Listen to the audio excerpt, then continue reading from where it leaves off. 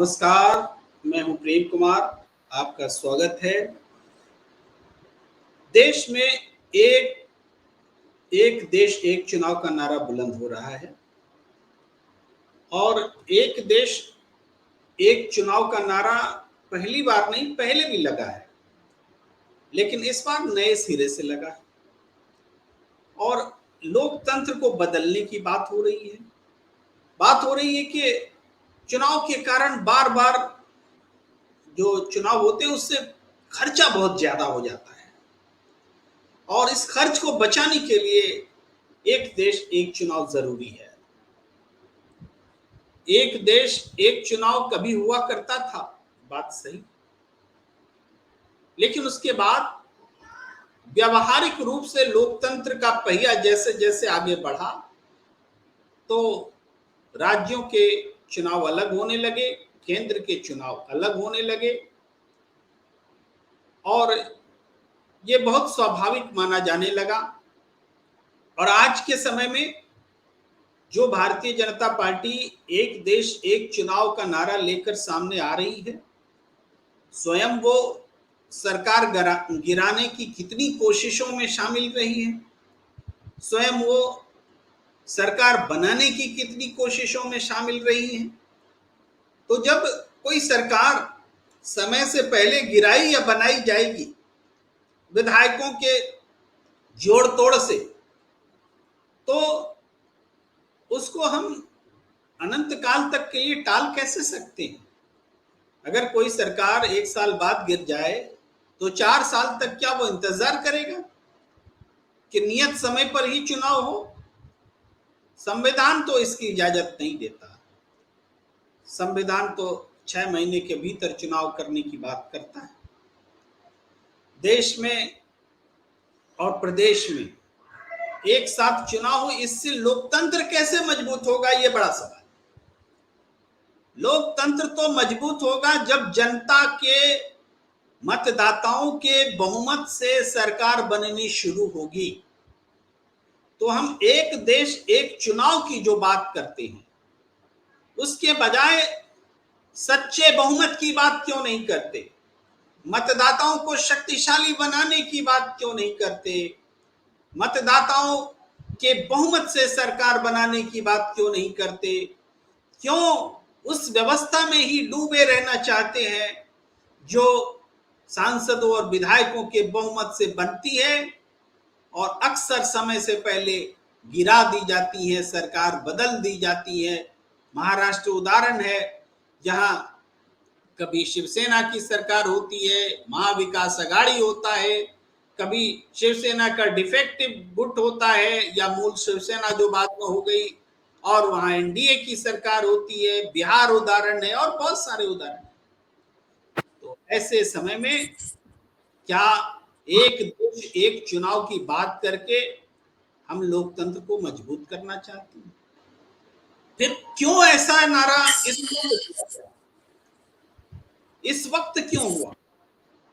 क्या वास्तव में एक देश एक चुनाव होने वाला है?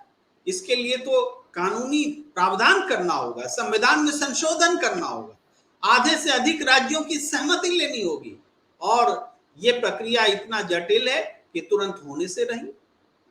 तो एक कमेटी बना दी गई है, डिस्कोर्स छेड़ दिया गया है। अब चर्चा करते रहिए, कौन किसके पक्ष में है, कौन किसके विपक्ष में है।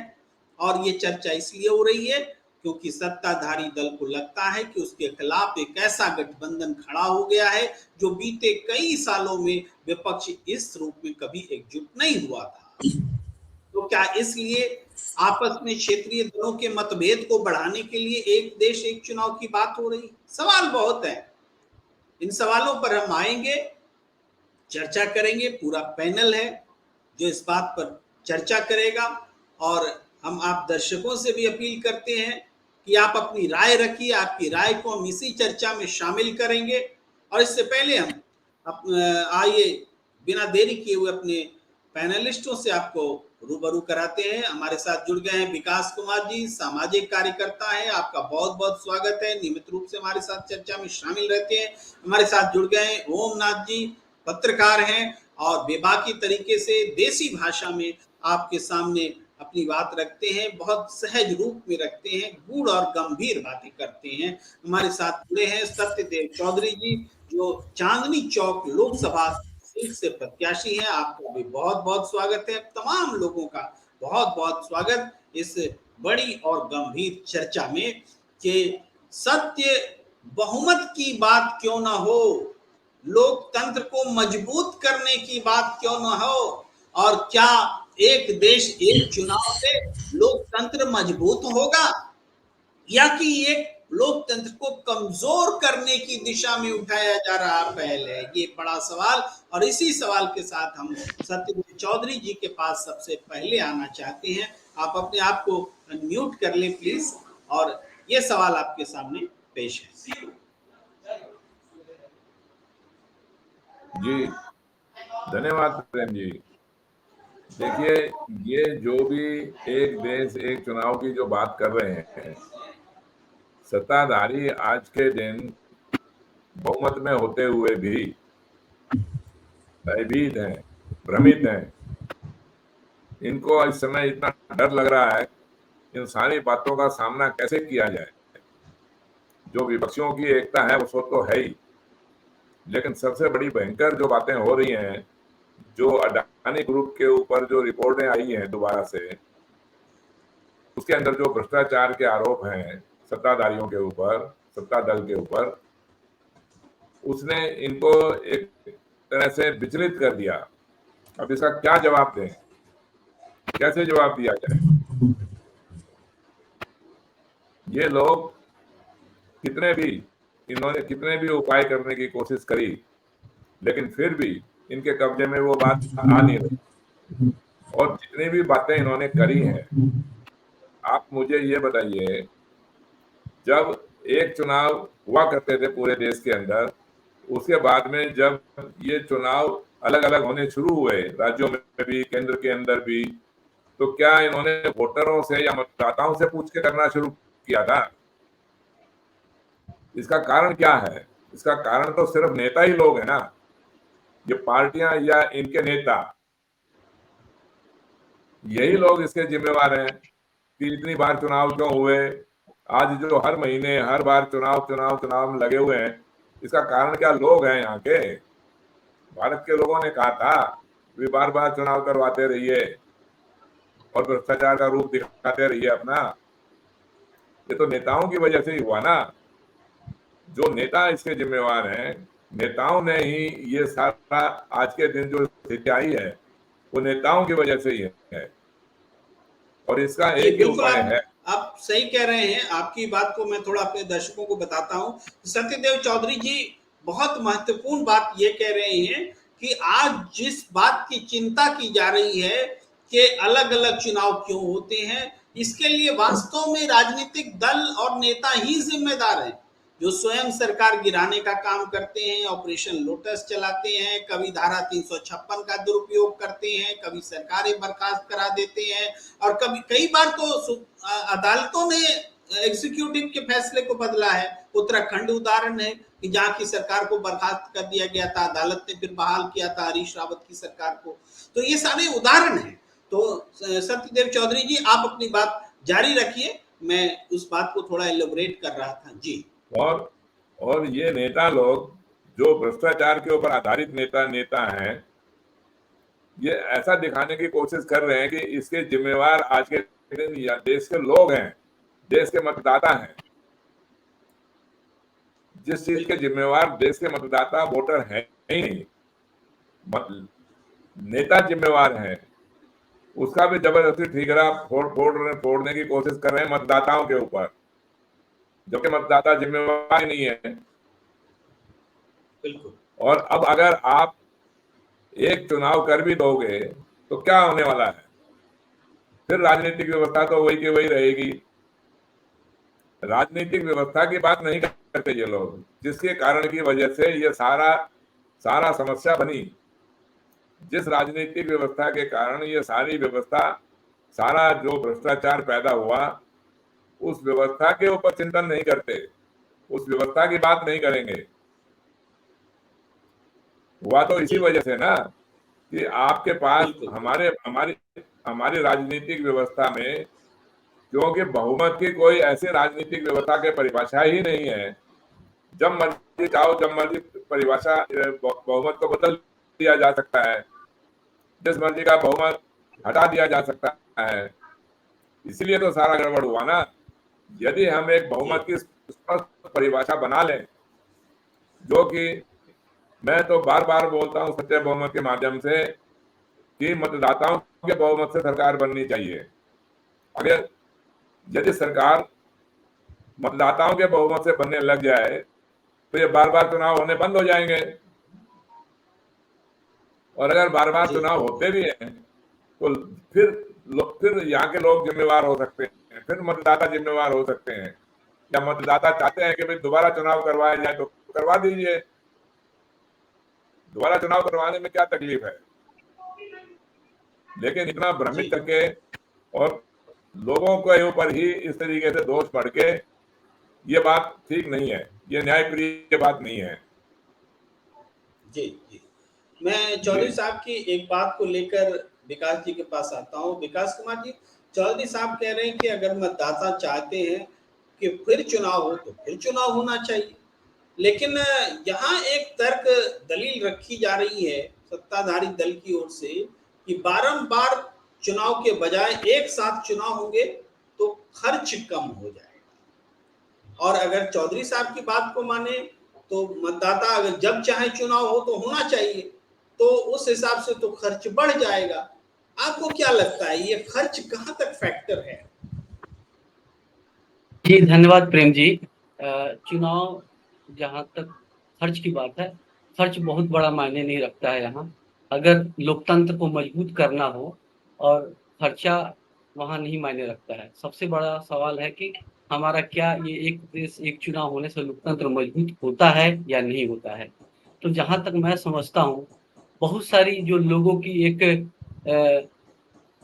जो भूमिका है, जो लोगों की एक अपना अधिकार है, वो खत्म होता है एक देश एक चुनाव करने से। देखिए जैसे मैं बता रहा हूँ, एक देश एक चुनाव होगा तो जहां तक मेरी एक संभावना है कि एक देश का जो चुनाव होता है वो एक राष्ट्रीय मुद्दा के ऊपर होता है, तो वहां पे जो राज्यों के मुद्दे गौड़ हो जाएंगे। वहां पे वो सारी चीजें, जैसे कि पुलवामा जैसी कोई घटना हो गई या कोई ऐसा हो गया, इस मुद्दे के ऊपर आप तो सत्ता में बैठ गए, तो वो सारी जो राज्यों के जो लेकिन विधानसभा विकास के जी, चुनाव होते हैं। जी इसको थोड़ा सा हमको समझना होगा। ये भी एक राय है जो आप कह रहे हैं, पर हम इसका एक काउंटर राय देना चाहते हैं कि जब लोकसभा का चुनाव होता है तो उस समय कई राज्यों के भी चुनाव होते हैं। उसमें से उड़ीसा एक है। उड़ीसा का विधानसभा चुनाव और आम चुनाव एक साथ होता है, और वहां के मतदाताओं के फैसले भी अलग होते हैं। वो पुलवामा देख करके बीजेपी को नहीं जिता देती है, वहां बीजेडी ही जीतती है विधानसभा चुनाव में, लेकिन लोकसभा चुनाव में वो पुलवामा का असर देखता है। जी जी, ये लेकिन जब सभी राज्यों के चुनाव एक साथ होंगे तो हो सकता है, मैं तो अपनी एक संभावना बता रहा हूँ कि हो सकता है। दूसरी चीज ये कि ये भी इसमें देखा जा सकता है कि कई बार आप ठीक कह रहे हैं, इस स्थिति में एक चीज और हो सकता है, जैसे कि मान लीजिए किसी राज्य में कोई सरकारों ने अच्छा काम नहीं किया, तो दूसरे राज्यों में उसका प्रभाव दिखता है ना ऐसी स्थिति में कि चलो जी ये सरकार अच्छा यहाँ पे काम नहीं की, ये सरकार ये पॉलिटिकल पार्टी ने अच्छा काम नहीं किया, तो उसका असर दूसरे राज्यों में भी दिखता है। या वहां पे बदलाव आता है, वो एंटी इनकम्बेंसी फैक्टर का असर दूसरे राज्यों में भी पड़ता है। तो जब एक साथ चुनाव होंगे तो ये सब चीजों तो खत्म है। लोगों का एक जो अपना एक बदलाव का जो आक्रोश होता है वो नहीं होगा। एक साथ एक राज्य चुनाव में ये भी खत्म होगा। तो ये सारी चीजें हैं, मुझे लगता है कि एक लोगों का एक अधिकार है ना, वो घटेगा। मतलब विकास जी एक इम्पोर्टेंट बात कह रहे हैं, हम अपने दर्शकों को बता दें कि जब भारतीय जनता पार्टी की सरकार लगातार चुनाव जीतती है तो उसकी नीतियों पर एक तरह की सहमति नजर आती है, लेकिन जब वो हिमाचल प्रदेश हारती है, कर्नाटक हारती है, तो उसको सचेत होने का मौका भी मिलता है कि जनता जो है गुस्से में है। तो ये एक तरह से लोकतंत्र का करेक्शन करने का अवसर देता है। ये बात विकास जी कहना चाह रहे हैं। जी अपनी बात जोड़िए। जी जी जी। दूसरी बात है, जैसे कि अब आप कह रहे हो कि एक चुनाव सुधार है, एक देश एक चुनाव का, तो सुधार के लिए तो बहुत सारी बातें हैं। आप अपराधियों को टिकट देते हो, आप भ्रष्टाचारियों को टिकट देते हो, उसके लिए आपके पास क्या सुधार है? उसके लिए तो आप कुछ बोलते नहीं है। जो सरकार या जो भी अभी जो सत्ताधारी है वो इस पे कोई उनकी कोई राय नहीं है। कई सारी बातें हैं जो सुधार को लेकर के हम ला सकते हैं। तो एक देश एक चुनाव को लाना ना, मुझे लग रहा है कि कहीं ना कहीं ये जो एक विपक्ष पार्टी जो एकजुट हो रही है ना, जिसका इंडिया नाम रखा जा रहा है, विकास जी, उसको आप कहीं ना जिस कहीं मुद्दे को छेड़ रहे हैं उस मुद्दे पर हम थोड़ा ओम जी की राय ले लेते हैं। ओम जी, विकास जी जो बात कह रहे हैं ना, वो देखिए कितना महत्वपूर्ण है कि लोकतंत्र हम मजबूत करने निकले हैं, इसलिए हम एक देश और एक चुनाव की बात कर रहे हैं। लेकिन लोकतंत्र मजबूत करने के लिए जो प्राथमिक टास्क हमारे पास होना चाहिए कि धन बली संसद में ना पहुंचे, बाहुबली संसद में ना पहुंचे, क्रिमिनल बैकग्राउंड के लोग संसद में ना पहुंचे, चुनाव खर्च जो है वो कम हो, ये इस तरह की चीजें, या फिर बहुत सारे लोग जो मतदाता सूची में अब तक जिनका नाम नहीं है और उनकी तादाद 23 करोड़ से ज्यादा है जितने में सरकार बन रही है, उनका नाम पहले मतदाता सूची में शामिल हो। ये बेसिक बातें जो लोकतंत्र को मजबूत करने के लिए चाहिए। और सबसे बड़ी बात कि बहुमत परिभाषित करो, कि बहुमत परिभाषित करो कि सरकार कैसे बने, मतदाताओं के बहुमत से बने कि सांसदों के बहुमत से बने। ये सारी बातें छोड़ करके हम बात कर रहे हैं एक देश और एक चुनाव। जी देखिए, आप कई सवाल एक साथ पूछ दिए। अब है कि एक देश एक चुनाव, इसमें क्या दिक्कत है किसी को? अगर मान लीजिए एक बार चुनाव होके संपन्न हो जाता है, और वही जो सचदेव चौधरी जी बार बार कई बार हम डिबेट में बैठे थे, बोलते थे कि मध्यावधि चुनाव में कोई जाने से डरता है। तो अब अगर मान लीजिए किसी राज्य में चुनाव हुआ, एक देश एक उसके सिद्धांत पे, एक देश एक चुनाव के सिद्धांत पे, तो वहां पे अगर मान लीजिए कोई अगर गठबंधन से सरकार बनी है, वो समर्थन वापस ले लिए, तो तुरंत मध्यावधि चुनाव में दोनों लोग जाएं।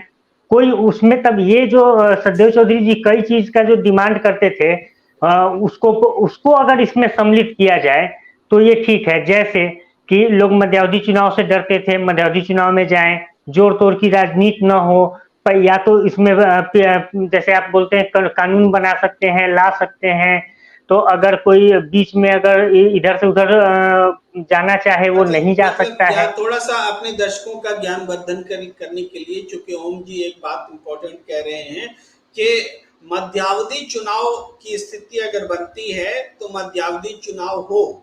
अभी ये होता है कि मध्यावधि चुनाव जब होते हैं तो फिर 5 साल के लिए होते हैं, लेकिन इस बीच अगर किसी एमएलए या एमपी का डेथ हो जाता है और उनकी जगह पर कोई चुनाव होते हैं तो वो 5 साल के लिए नहीं, जितने समय का सदन होता है उतने ही समय के लिए उनका चुनाव होता है।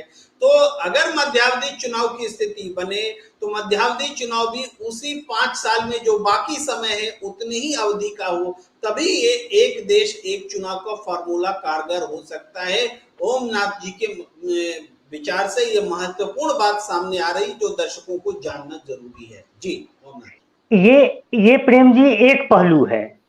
दूसरा पहलू ये है कि अगर चुनाव कराना है तो आपको फेयर कराना होगा। जैसे पश्चिम बंगाल में चुनाव हुआ है, माने पार्षदों का, चाहे जो वहाँ का लोकल बॉडी का चुनाव, तो उसमें जैसे हत्याएं हुई हैं, ये सब पे कंट्रोल करना पड़ेगा। पहले देखना पड़ेगा कि आप पूरे देश में एक साथ चुनाव करा सकते हैं कि नहीं। जब पश्चिम बंगाल में कराते हैं तो हादसा होता है, पूरे देश में एक साथ हर चीज का चुनाव कराएंगे, लोकसभा, विधानसभा और तमाम माने छोटे वो निगमों का चुनाव कराएंगे, जितने भी चुनाव प्रक्रिया होता है उसको कराएंगे संपन्न। तो वो कराने के लिए आपके पास सक्षम पर्याप्त पुलिस फोर्स व्यवस्था है कि नहीं। पुलिस फोर्स क्या, उसमें व्यवस्था, चुनाव में कौन कौन जाएंगे, किनकी ड्यूटी होगी, एक ये चीज है, इसको ध्यान में रखने की बात है। ये तमाम चीजों को चर्चा करने की बात है। दूसरी एक और बात है, जैसे लोग बार बार बोलते हैं कि मतदाता कंफ्यूज हो जाएंगे। बिल्कुल नहीं, मतदाता कतई कंफ्यूज नहीं होते हैं। मतदाता को पता होता है कि हमको कहाँ वोट डालना है, किस लिए, किसको वोट डालना है। अगर ये इसका सिंपल कई उदाहरण है, जैसे दिल्ली का चुनाव हो, वहां विधानसभा में केजरीवाल को पूरे सीट मिल जाती है, वहीं पूरे लोकसभा का इनको बीजेपी को मिल जा रहा है। अभी इतना माने शोर शराबा पूरा तंत्र होने के बावजूद कर्नाटक चुनाव बीजेपी हार जाती है, हिमाचल चुनाव हार जाती है, और उड़ीसा का भुवनेश्वर सीट जहां पे वो एक साथ चुनाव होता है। आपका मत ये है कि एक देश एक चुनाव होने से मतदाताओं में कोई भ्रम की स्थिति नहीं होगी, मतदाता जागरूक हैं, वो विधानसभा, एमसीडी, पंचायत चुनाव, लोकसभा सब में अलग अलग अपने वोट डालने में सक्षम है, ऐसा आप मानते हैं। हालांकि बहुत सारे लोग इससे सहमत नहीं भी हैं, लेकिन मैं सत्यदेव चौधरी जी के पास आना चाहता हूँ।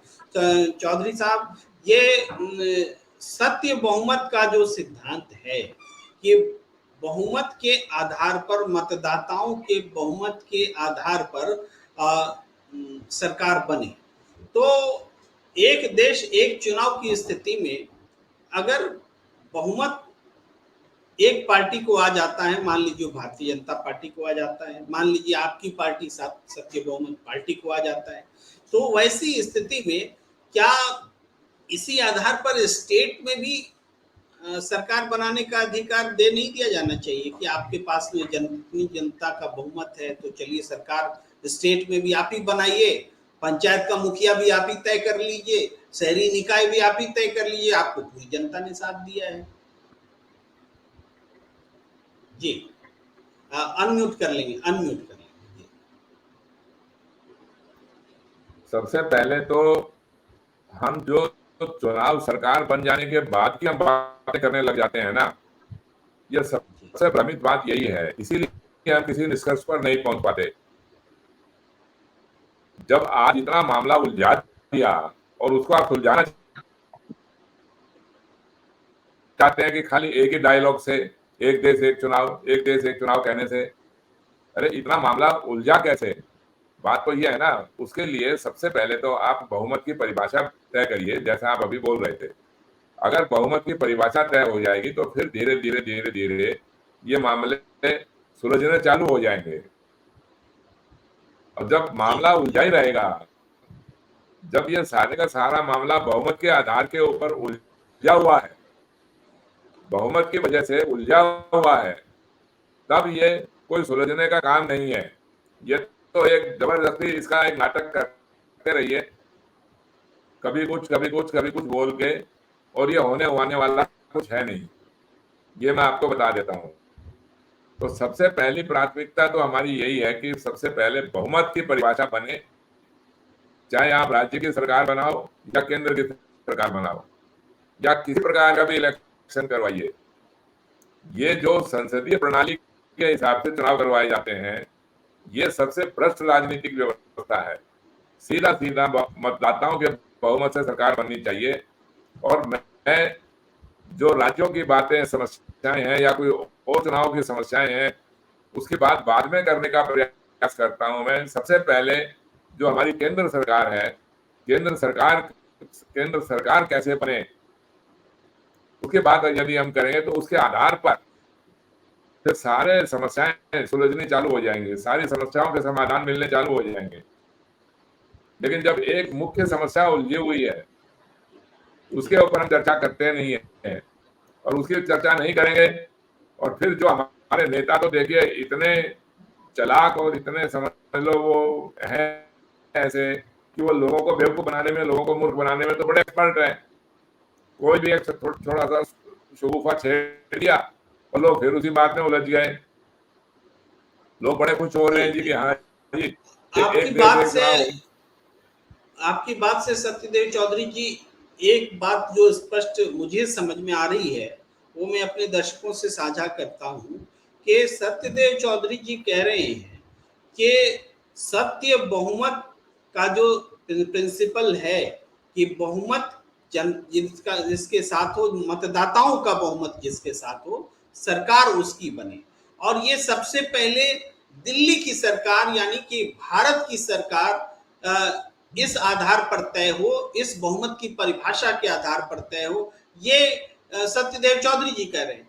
लेकिन एक घालमेल किया जा रहा है, एक देश एक चुनाव बोल करके, इसमें ये सत्य बहुमत के सिद्धांत के ठीक उलट जा रहे हैं कि केंद्र का चुनाव, विधानसभा का चुनाव, पंचायत चुनाव, सबको मिला के आप एक साथ चुनाव करेंगे और बहुमत परिभाषित होगा नहीं, और जो मतदाता वोट करेंगे उसका जो निर्णय आएगा वो निर्णय भी स्पष्ट नहीं होगा, क्योंकि लोकसभा चुनाव में हो सकता है किसी पार्टी को बहुमत मिले, विधानसभा में किसी पार्टी को बहुमत मिले, पंचायत में पता ही न चले किसको बहुमत मिले। तो इस तरीके से मतदाता विभक्त नजर आएंगे और जो सत्य बहुमत है यानी मतदाता किसके साथ है ये बात समझ में नहीं आएगी। तो क्यों न सबसे पहले मतदाता किसके साथ है ये तय हो, राष्ट्रीय स्तर पर तय हो, तब हम बाकी चुनाव की बात करें। एक साथ चुनाव कराने से ये जो उलझन बनी है और उलझ जाएगी, ऐसा सत्यदेव चौधरी जी कह रहे हैं। जो 75 साल की उलझन है वो और उलझ जाएगी। जी चौधरी साहब अपनी बात पूरी कीजिए। तो हम देखिए, इसीलिए जब आप एक केंद्र सरकार को, लोकसभा के चुनाव को जब आप मतदाताओं के बहुमत से सरकार बना देंगे, फिर जितने भी बातें उलझी हुई हैं वो सुलझनी चालू हो जाएंगी। जब ये केंद्र सरकार से आपको एक अच्छी व्यवस्था मिलनी आरंभ हो गई, जिसके अंदर भ्रष्टाचार नहीं होगा, अपराध नहीं होगा, तो वो एक पैमाना बन जाएगा ना, एक आधार बन जाएगा आपकी राजनीति का। और उसी आधार के ऊपर आप राज्यों की सरकार बनानी शुरू कर दीजिए। अब रही बात ये कि भाई आप चाहते हैं कि एक साथ चुनाव हो, तो एक साथ चुनाव हो तो इसके ऊपर चर्चा कर लेना। इसके ऊपर आज पहले इसके ऊपर चर्चा करना क्या जरूरी है? पहले चर्चा करिए बहुमत के ऊपर। जो बहुमत आपने शुरू से, हमारी राजनीतिक व्यवस्था ने शुरू से ही भ्रमित करके रखा हुआ है, उलझा के रखा हुआ है, शपथ नहीं है बहुमत, उसके ऊपर चर्चा करेंगे नहीं।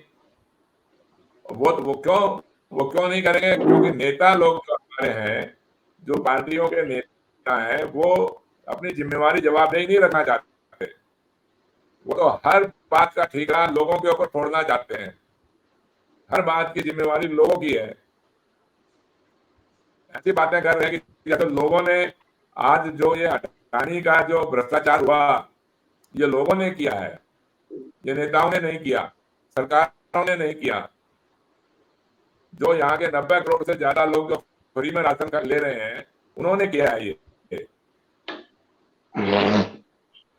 तो ये इतनी सारी बातें एक अच्छी आपको शक्तिशाली राजनीतिक और समृद्ध राजनीतिक व्यवस्था बनानी है। थोड़ा सा सत्यदेव चौधरी साहब आपको रोक कर, आपने जो गंभीर बातें कही हैं उस पर मैं दर्शकों का ध्यान आकृष्ट करना चाहता हूं। आप एक बहुत महत्वपूर्ण बात कह रहे हैं कि जो 90 करोड़ लोग जो 5 किलो राशन पा रहे हैं और इस सरकार को बनाए, बचाए और मजबूत बनाए रखने में योगदान कर रहे हैं, वह सरकार जिसमें कि 23 लाख करोड़ रुपए का फायदा हो जाता है एक व्यक्ति को सिर्फ 9 साल में, तो ये वो सरकार जिसके समय में ये घोटाले हो रहे हैं, मॉरिशस में बैठ करके जिसकी जांच तक नहीं हो रही है, जेपीसी गठित नहीं की जा रही है और सारी चीजें हैं, बल्कि उस पर बात तक नहीं हो रही है, चर्चा को दबाया जा रहा है। तो इसका कारण भी यही है, वही 90 करोड़ लोग हैं जो 5 किलो राशन लेकर के आंख मूंद करके इस सरकार को वोट दे रहे हैं और मजबूत बनाए हुए। संभवतः सत्यदेव चौधरी जी यही कह रहे हैं, अगर इत्तेफाक ना रखते हो तो आप अपनी बात रख सकते हैं। जी चौधरी साहब। हाँ बिल्कुल, मैं सही बोल रहा हूँ भाई। जो जिस राजनीतिक व्यवस्था से भ्रष्टाचार हो रहा है, जो राजनीतिक व्यवस्था भ्रष्टाचारियों को, अपराधियों को उम्मीदवार बनाती है और ये मतदाता फिर उन्हीं लोगों को वोट देते हैं, तो इसका जिम्मेवार कौन बनेगा? नेताओं को तो बहुत अच्छा लग रहा है भाई, जो लोग सबसे गरीब हैं वो लोग वोट डालते हैं, जो सबसे अमीर हैं वो वोट डालते ही नहीं है, और जो बीच वाले लोग हैं, मध्यम श्रेणी के जो लोग हैं, वो परेशान हो रहे हैं, वो अच्छी व्यवस्था के इंतजार कर रहे हैं और वो भी इस नतीजे पर नहीं पहुंचते कि हमारे को व्यवस्था बनानी कैसी है। ये तो देखिए, जो लोगों ने भ्रष्टाचारियों को समर्थन देना शुरू किया, मतदाताओं ने भ्रष्टाचारियों को, अपराधियों को जितवाया, ये गलती तो देखिए नेताओं की तो है ही है। पहली गलती तो नेताओं की है, लेकिन फिर दूसरी गलती तो मतदाताओं की भी तो है। और आप उन्हीं को इस बात से भ्रमित कर रहे हो कि साहब आपका खर्चा बचेगा, पैसा नहीं खर्च होगा, एक बारी चुनाव करवा दो तो करवा दो भाई, एक बारी चुनाव करवाते ही अगर मान लीजिए किसी राज्य के अंदर या किसी भी क्षेत्र के अंदर कुछ भी अगर बहुमत नहीं बनता, जिसकी वजह से तोड़फोड़ होती है, सरकार गिर गई। हम तो एक स्टेट के अंदर 4-4, 5-5 बारी देख रहे हैं कि मुख्यमंत्री बन रहे हैं, तो कैसे होगा ये काम? ये खाली ऐसे बोलने से तो बात नहीं बनेगी ना कि खाली एक देश एक चुनाव। मतलब ये है कि सीधा सीधा इनको मुद्दे से भटकाना है, अपनी जिम्मेवारी जवाबदेही से कुछ इनको सरोकार है नहीं, मामला बात कुछ और है। उस बात को दबाने के लिए, उसके ऊपर एक और बड़ी लाइन खींचने के लिए, बड़ा कोई न्यूज बनाने के लिए बस ये बात को छेड़ना शुरू कर दिया। जिस चीज का कोई जैसे एक सेकंड प्रेम जी, जैसे पीछे में यूसीसी के ऊपर बात कर रहे थे ना, मसौदा है ही नहीं और सुझाव दीजिए। इसी प्रकार जैसे ये एक देश एक चुनाव का मसौदा है ही नहीं, समस्याएं क्या आने वाली है उसके ऊपर तो चर्चा करो मत, और खाली बात छेड़ के बैठ जाओ। अब लोगों के ऊपर गई बात, अब लोग उलझे रहो, करते रहो बातें। अब अडानी की बात कौन करेगा, इंडिया की बात कौन करेगा, जो विपक्षी एकता की बातें हैं वो कौन कर रहा है? और ये देखिए, चाहे ये सत्ताधारी हो चाहे विपक्षी हो, इन सबके राजनीतिक व्यवस्था एक ही है। ये राजनीतिक व्यवस्था दोनों में से किसी की अलग नहीं है। इसका तो सबसे बड़ी बात यही है कि जब तक आप इस बहुमत का फैसला नहीं कर दोगे तब तक ये बात सुलझने वाली नहीं है। प्रेम जी, मैं विकास जी के पास आता हूँ। चौधरी साहब कह रहे हैं कि जो इस मतदान व्यवस्था में, लोकतंत्र की इस मतदान व्यवस्था में शामिल है, वो सब लोग इस भ्रष्टाचार की व्यवस्था में भी शामिल हो जाते हैं। तो विकास जी, आपसे सवाल ये है कि हम जो थोड़ी देर पहले बात कर रहे थे कि 13% मतदाता हैं एलिजिबल वोटर्स का, जो कि मतदान में भाग ही नहीं लेते हैं, तो ये लोग तो बहुत खुशकिस्मत हैं। ये लोग तो इस भ्रष्ट लोकतांत्रिक व्यवस्था का हिस्सा नहीं है। क्या लगता है, ये लोग जो अलग हैं वो सत्य बहुमत चाह रहे हैं कि ऐसी सरकार बने जो जनता के बहुमत से हो, और हम ऐसी व्यवस्था नहीं है इसलिए हम मतदान से दूर हैं? जी प्रेम जी, देखिए जो लोग वोट नहीं डाल रहे हैं 13%, वो ये बात तो जरूर इस बात का इशारा करता है कि वो लोग किसी भी पार्टी से, किसी भी नेता से वो दुखी है। उन्होंने सब देख करके, वोट दे करके देख लिया है, और वो मतदान करने में इंटरेस्टेड नहीं है, क्योंकि उनको जो व्यवस्था चाहिए वो व्यवस्था नहीं मिल रही है। जिस तरह से उनको एक न्यायप्रिय व्यवस्था चाहिए, वो ये मौजूदा राजनीतिक व्यवस्था में वो संभव नहीं, कोई ऐसा दिख नहीं रहा कोई भविष्य, इसलिए उन्होंने मतदान करना छोड़ दिया है। ठीक है, तो अब बात जो अब एक हालांकि विकास जी, मतदान नहीं करने वालों का तो प्रतिशत और भी ज्यादा है। 94.5 करोड़ मतदाता हैं, और वोटिंग 60-62 करोड़ होती है, तो करीब 30-32 करोड़ मतदाता हैं जो कि वोट नहीं कर रहे हैं, उनकी संख्या और ज्यादा है। ये 13% तो वो लोग हैं जो नाम ही नहीं है वोटर लिस्ट में, वो दूर हैं इस पाप से। अगर हम इसको इन्वर्टेड कॉमा में पाप बोले, जो लोकतंत्र चल रहा है, तो वो उससे दूर हैं। जी खैर चलिए, वो अब दूर है तो वो भी सरकार की, वो कहिए तो कहीं ना कहीं वो नाकामी है। वो उनको शामिल करने में, उनको शामिल करना चाहिए। रही बात सतदेव चौधरी का इशारा इस तरफ है कि जो मौजूदा राजनीतिक व्यवस्था है वो सांसदों के बहुमत से सरकार बनाने की, उसके बजाय अगर वो मतदाताओं के बहुमत से सरकार बने, तो फिर ये जितनी समस्याएं दिख रही है ना, वो सारी समस्या ऑटोमेटिक खत्म होगी और एक अच्छी व्यवस्था का निर्माण होगा। फिर ये सही मायने में चुनाव होगा, सही मायने में बहुमत होगा और सही मायने में सरकार बनेगी।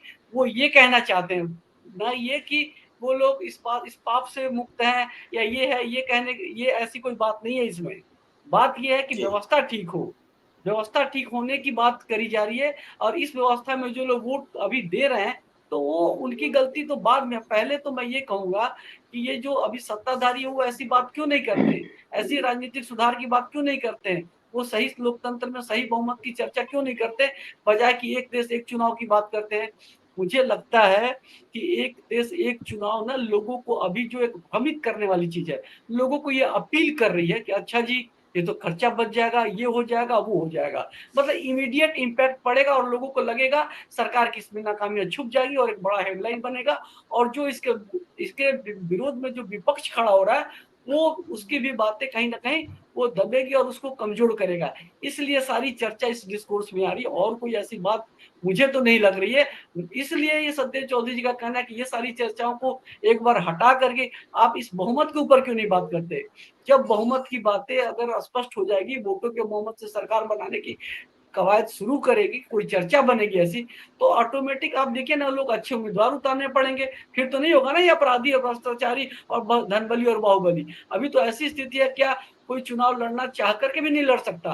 करोड़ों करोड़ों के खर्चे हैं, इतने पैसे, इतने फंडिंग होती है, इतने खर्चे होते हैं। तो इसमें तो कोई एक साधारणवादी, एक अच्छा से अच्छा व्यक्ति, एक समाज में अच्छा काम करने वाला व्यक्ति चाह करके भी चुनाव नहीं लड़ सकता। उसके लिए क्या रास्ता है? तो क्या ऐसे लोगों कि जहां रुकावट है चुनाव में आने की एकदम बिल्कुल आशंका नहीं है, तो इससे क्या लगता है कि लोकतंत्र मजबूत होगा?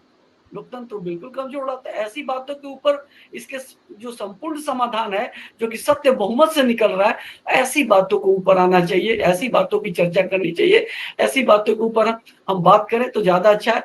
ये तो सारी बातें जो है वो कहीं ना कहीं राजनीतिक फायदे, अपने हित को लेकर के ये सत्ताधारी ये ले आ रहे हैं, और कोई मुझे इसमें कोई ऐसी चीज नहीं दिख रही है।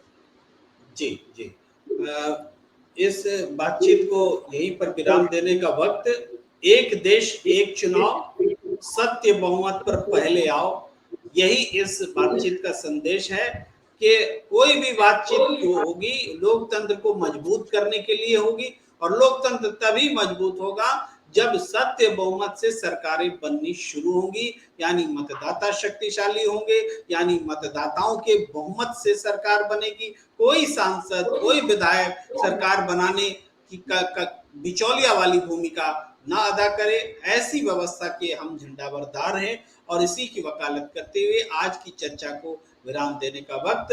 आप सबका बहुत बहुत आभार, सत्यदेव चौधरी जी, विकास कुमार जी, ओमनाथ जी, और आप तमाम दर्शक जो लगातार हमारे साथ जुड़े रहे। हालांकि मैं कुछ कमेंट्स भी आए थे, मैं देखा नहीं पाया था। अभी मैं चाहता हूं कि आपको छोड़ जाने से पहले वो कमेंट्स में जरूर दिखाऊं। सत्य बहुमत पार्टी को बहुमत की परिभाषा तय करने के लिए रामनाथ कोविंद कमेटी से मिलना चाहिए, सुझाव है। बहुत बहुत धन्यवाद। एक और सुझाव है कि सत्य बहुमत पार्टी को अपना सिद्धांत देश के सामने रखने का सुनहरा मौका है। और वही आगे लिख रहे हैं कि मेरे सुझाव पर सत्यदेव चौधरी जी जवाब दें। हालांकि हम वादा करते हैं कि अगली बार जब फिर बैठेंगे तो फिर इस विषय पर बात होगी और हम सत्यदेव चौधरी जी से जवाब भी लेंगे। और शब्द साहिब एक और कमेंट है। आप सबका बहुत बहुत आभार जिन सब ने प्रतिक्रिया दी। और फिलहाल हमें दीजिए इजाजत। नमस्कार। जी, धन्यवाद।